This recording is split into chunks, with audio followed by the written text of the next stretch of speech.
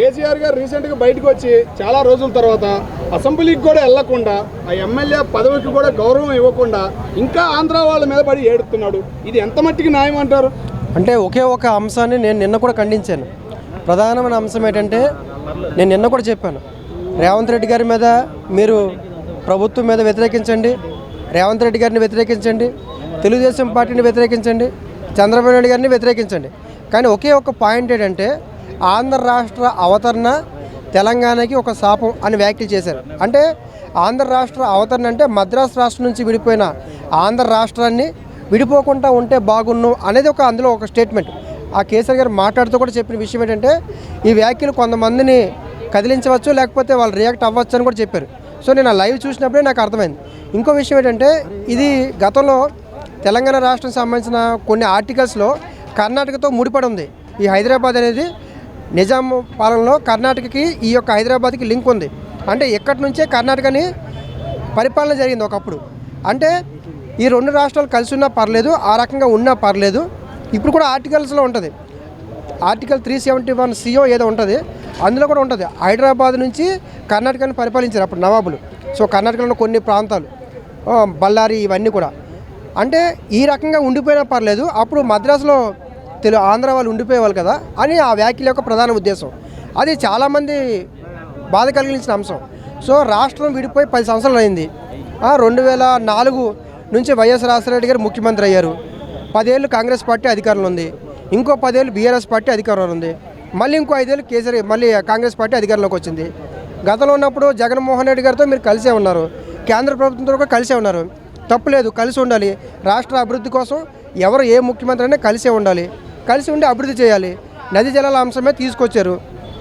మీరు 10 ఏళ్ళు అధికారం ఉన్నప్పుడు వాటిని కంప్లీట్ చేసి ఉంటే బాగుండని ఇప్పుడు కాంగ్రెస్ పార్టీలో ఉన్న ఎవరైతే మంత్రులు ఉన్నారో వాళ్ళే చెప్తున్నారు.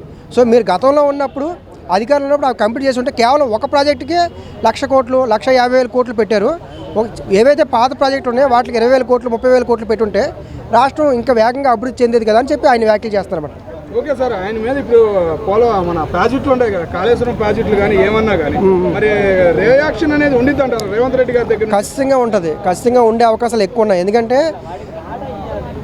బీఆర్ఎస్ పార్టీకి మొన్న ఎవరు చెప్పకపోయినా నేను చెప్పాను, సర్పంచ్ ఎలక్షన్స్లో బీఆర్ఎస్ పార్టీకి గ్రామీణ ఓట్ బ్యాంకింగ్ పెరిగింది.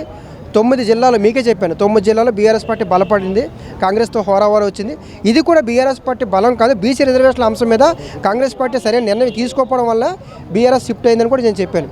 సో ఖచ్చితంగా ఆ అంశం మీద ఉంటుంది. అదేవిధంగా ఏదైతే ఫోన్ ట్యాపింగ్ అంశం మీద కూడా ఖచ్చితంగా సీరియస్గా తీసుకునే అవకాశం ఉంది.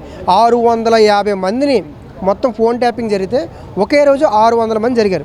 రేవంత్ రెడ్డి గారు కేసీఆర్ గారిని స్ట్రాటజికల్గా సరైనగా అబ్జర్వేషన్ చేయలేకపోతున్నారేమో అని నాకు అనిపిస్తుంది. అంటే ఓవర్ కాన్ఫిడెంట్లో రేవంత్ రెడ్డి గారు కేసీఆర్ విషయంలో ఓవర్ కాన్ఫిడెంట్గా ఉన్నారేమో అని అనిపిస్తుంది.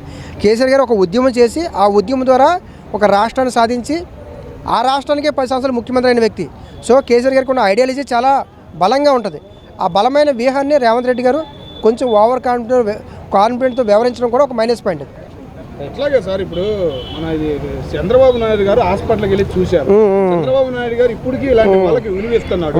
మరి ఇది ఎంత మట్టుకు కరెక్ట్ అంటారు? ఇంకా విలువ ఇవ్వాలా చంద్రబాబు నాయుడు గారు ఈయనకి? ఇప్పుడు చంద్రబాబు నాయుడు గారిని ఎందుకు ప్రధానంగా విమర్శిస్తున్నారనేది అందరూ అనుమానం. చంద్రబాబు నాయుడు గారి పైన నరేంద్ర మోడీ గారు ఉన్నారు, చంద్రబాబు నాయుడు గారి పక్కన రేవంత్ రెడ్డి గారు ఉన్నారు. సో ఇప్పుడు చంద్రబాబు నాయుడు గారిని కనుక డీగ్రేడ్ చేయగలిగితే ఇద్దరిని డీగ్రేడ్ చేసినట్టే, రేవంత్ రెడ్డి గారిని డీగ్రేడ్ చేసినట్టే, నరేంద్ర మోడీ గారిని డీగ్రేడ్ చేసినప్పుడు. అంటే ఒక వ్యక్తిని టార్గెట్ చేస్తే ముగ్గురు వ్యక్తులకి అది టార్గెట్ అవుతుంది అన్నమాట. సో చంద్రబాబు నాయుడు గారి అంశం మీద ఖచ్చితంగా ఎక్కువ శాతం మంది తెలంగాణ ప్రాంతంలో ఉన్నవారు కొన్ని, అంటే అప్పుడు ప్రభుత్వంలో ఉన్నవాళ్ళు చంద్రబాబు నాయుడు గారి అధికారంలో ఉన్నప్పుడు కొన్ని నిర్ణయాల వల్ల తెలంగాణ ప్రాంతంలో చంద్రబాబు నాయుడు గారి మీద కొన్ని ఏరియాలో వ్యతిరేకత ఉంది. ఆ వ్యతిరేకతను క్యాచప్ చేసుకోవడం కోసమే కేసీఆర్ గారి వ్యాఖ్యలు అన్నమాట. అంటే చంద్రబాబు నాయుడు గారిని మళ్ళీ ఒక భూతంగా చూపించి, చంద్రబాబు నాయుడు గారిని మళ్ళీ ఆయనే మనకి ప్రధాన శత్రువు అని చూపించి మళ్ళీ ఓట్లుగా ఈ యొక్క బీఆర్ఎస్ పార్టీని లిఫ్ట్ చేసే ప్రయత్నం చేస్తున్నారు. కానీ ఉద్యమ సమయంలో మీరు చెప్పిన అన్నీ విన్నారు.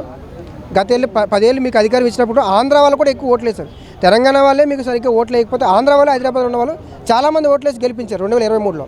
సో ఈ వ్యాఖ్యల వల్ల బీఆర్ఎస్ పార్టీకి రేపు జిహెచ్ఎంసీ ఎన్నికల్లో మైనస్ అయ్యే అవకాశాలు ఉంటాయి ఇలాంటి వ్యాఖ్యలు చేయడం వల్ల. ఇప్పుడు ఎందుకంటే రాష్ట్రం విడిపోయి 10 ఏళ్ళు అయిపోయింది, ఆంధ్ర రాష్ట్రానికి రాజధాని కట్టడానికే కింద మీద తిప్పలు పడుతున్నారు. కేంద్రం ఒకసారి సహకరిస్తుంది, ఒకసారి సహకరించట్లేదు. రాజధానికి రావాల్సిన డబ్బులు రాలేదు. ఆ రోజు విభజన జరిగినప్పుడు కూడా సరైన నిధులు ఆంధ్ర రాష్ట్రానికి కలిగించలేదు. సో అక్కడ నష్టపోయి బాధపడుతుంటే మళ్ళీ దాన్ని ప్రాంతీయ విద్వేషాలు రెచ్చగొట్టడం వల్ల ఏమవుతుందంటే అది ఎవరికీ నచ్చట్లేదు. బీఆర్ఎస్ పార్టీలో ఉన్న వాళ్ళకి కూడా నచ్చట్లేదు. నేను ఒక కార్పొరేటర్తో మాట్లాడాను, ఆయన కూడా నచ్చలేదు. నారాజు గారు మీరు చెప్పింది కరెక్టే అన్నారు. సో రేపు అది జీహెచ్ఎంసీ ఎన్నికల్లో అది నా బీఆర్ఎస్ పార్టీకి నష్టంగా ఉండే అవకాశం ఉంటుంది. అట్లాగే కాంగ్రెస్ పెద్దలు కూడా ముందు నీ కుటుంబం సమస్యలు సాల్వ్ చేసి తెలంగాణ గురించి మాట్లాడరు బాబు అని అంటున్నారు. మీరేమంటారు? అంటే అది కవిత గారి అంశం మీద చేసిన వ్యాఖ్యలు అంటే ప్రభుత్వాన్ని వ్యతిరేకించట్టు మీకు ఇప్పుడు అక్కడ ఏపీలో వైసీపీ పార్టీకి ప్రతిపక్ష హోదా లేదు, అసెంబ్లీలో సరైన బలం లేదు. ఆ జగన్మోహన్ రెడ్డి గారు అసెంబ్లీకి రావట్లేదంటే అనేక అర్థాలు ఉండొచ్చు, అంటే వాళ్ళు మళ్ళీ అవమానిస్తారు, ఇవన్నీ ఉండొచ్చు. కానీ ఇక్కడ కేసీఆర్ గారికి అన్ని రకాల వాతావరణం ఉంది, ప్రతిపక్ష హోదా ఉంది, ఎమ్మెల్యేలు ఉన్నారు, అందరూ ఉన్నారు. మీరు బలంగా ప్రశ్నించవచ్చు, మీకు మీరంటే కూడా గౌరవం ఉంది. నిన్న రేవంత్ రెడ్డి గారు కూడా అదే చెప్పారు, ఈ నెల 29న అసెంబ్లీ ఏర్పాటు చేస్తాము. ఈ నీటి అంశాల మీద ఎవరు ఏ ఒప్పందాలు చేశారు, ఎవరెవరు ఏ హామీలో ఎవరికి నష్టం కలిగించారు, మీ 10 ఏళ్ళలో ఏ ఒప్పందాలు ఉన్నాయి, నీటి ఒప్పందాలు ఎవరికి నష్టం కలిగించారు, అన్ని అంశాల మీద చర్చిద్దాం, అసెంబ్లీకి రండి అని చెప్పారు. ఖచ్చితంగా కేసీఆర్ గారు కానీ బీఆర్ఎస్ పార్టీ వాళ్ళు కానీ వెళ్ళగలిగితేనే అది ప్రజలు నమ్ముతారు, వెళ్ళకపోతే అది కేవలం ఎలిగేషన్ అయిపోతుంది. ఖచ్చితంగా అసెంబ్లీకి వెళ్ళాలి, మీకు అవకాశం ఉంది, మీకు అధికారం ఇవ్వకపోయినా సరే ప్రతిపక్షంలో ఇచ్చారు, ఆ ప్రతిపక్ష పాత్రను కూడా మీరు బలంగా ప్రజెంట్ చేయాల్సిన అవసరం ఉంటుంది. అంటే మొత్తం కేసీఆర్ గారి స్ట్రాటజీ ఏంటంటే ప్రజలకు పూర్తిగా నష్టం అయిపోయిన తర్వాత అప్పుడు రియాక్ట్ అవుతారు. అప్పుడు ఏమవుతుందంటే ప్రజలకి పార్టీ మీద ఇంకా వ్యతిరేకత అవుతుంది, వ్యతిరేకత తీవ్ర స్థాయిలో ప్రభుత్వం మీద వచ్చిన తర్వాత అప్పుడు కేసీఆర్ రియాక్ట్ అవుతారు. ఇది ఒక స్ట్రాటజీ, అంటే చాలామంది తక్కువ మంది పొలిటీషియన్కి ఉన్న ఐడియాలజీ అనమాట. ప్రజలు బాగా వ్యతిరేకత వచ్చినప్పుడే వస్తారు, కానీ ప్రజలకి నష్టం అయిపోయిన తర్వాత మీరు రియాక్ట్ అయితే ప్రతిపక్షం అనేది ఫెయిల్ అయినట్లు లెక్క అవుతుంది అనమాట. అది కూడా మైనస్ పాయింట్ అవుతుంది. కాబట్టి ప్రజలకి నష్టం కలిగినప్పుడు ప్రశ్నించాలి, నష్టం అయిపోయిన తర్వాత ప్రతిపక్షం ప్రశ్నిస్తే అది ప్రతిపక్ష హోదాకే మైనస్ అయ్యే అవకాశం ఉంటుంది. అట్లాగే సార్, ముందు రోజు కేటీఆర్ గారు మాట్లాడిన మాటలు చాలా బాగుంటాయి, కేసీఆర్ మాట్లాడిన మాటలు చాలా చండాలంగా ఉన్నాయి అని చాలామంది బీఆర్ఎస్ వాళ్ళే అంటున్నారు. అది నిజమేనంటారా?